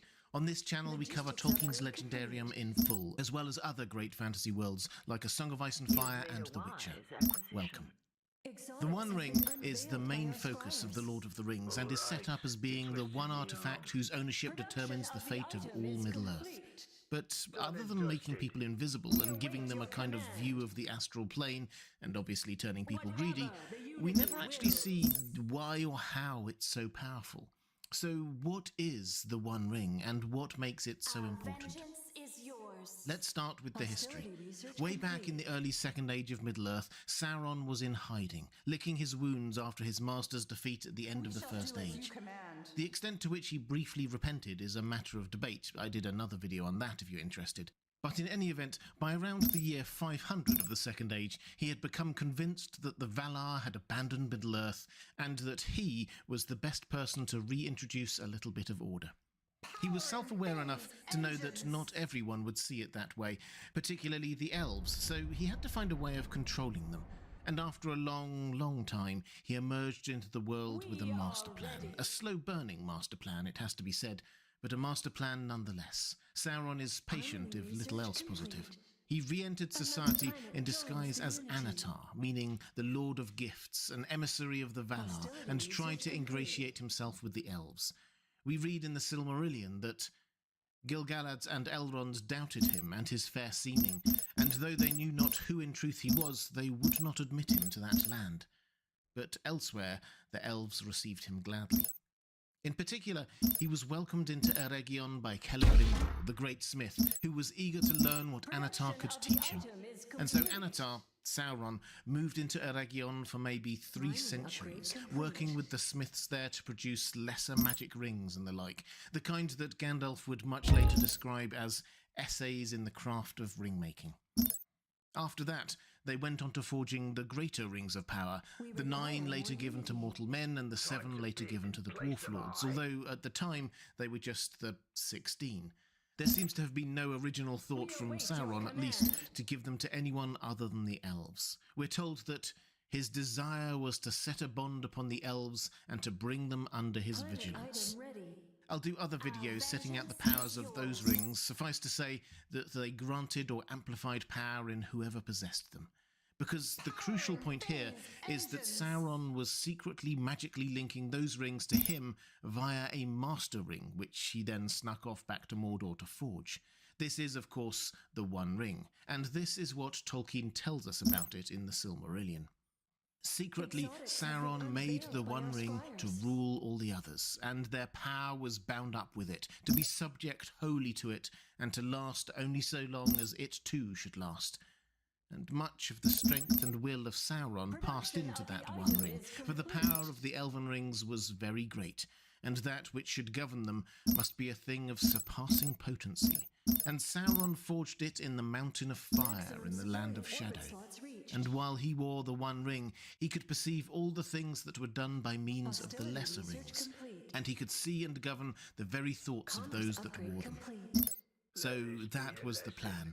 When he wore the One Ring, he could see everything that was done using those other rings of power and control what their users did. Basically, it was all about power and control. But Sauron clearly made a mistake, underestimating the elves, because the magic went both ways, and when he put on the One Ring, they could sense him too, trying to control them, so they took off the rings. I'll do another video on the 3 Elven rings, the ones that ended up with Galadriel, Elrond and Gandalf, because they are a separate case, being made without Sauron's direct involvement, though with the same magical technology he had taught Celebrimbor. Hence the holders of those 3 never